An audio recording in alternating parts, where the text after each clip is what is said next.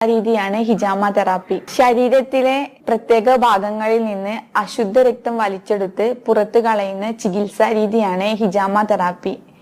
70% രോഗങ്ങൾക്കും അടിസ്ഥാന കാരണം ശരീരത്തിൽ രക്തസഞ്ചാരം നല്ല രീതിയിൽ നടക്കുന്നില്ല എന്നുള്ളതാണ്. അതുകൊണ്ട് തന്നെ ബ്ലഡ് സർക്കുലേഷൻ കൂട്ടുക എന്നുള്ള ഒരു ഘടകം കൂടി ഹിജാമ തെറാപ്പി ചെയ്യുന്നുണ്ട്.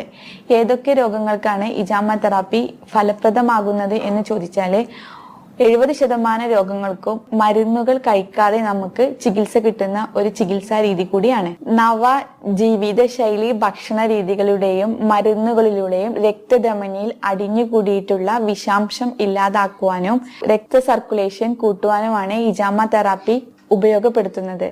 അതുകൊണ്ട് തന്നെ വിട്ടുമാറാത്ത പുറം വേദന, സന്ധിവേദന, കഴുത്തുവേദന, തലവേദന, മൈഗ്രെയിൻ, വിഷാദം, മാനസിക സമ്മർദ്ദം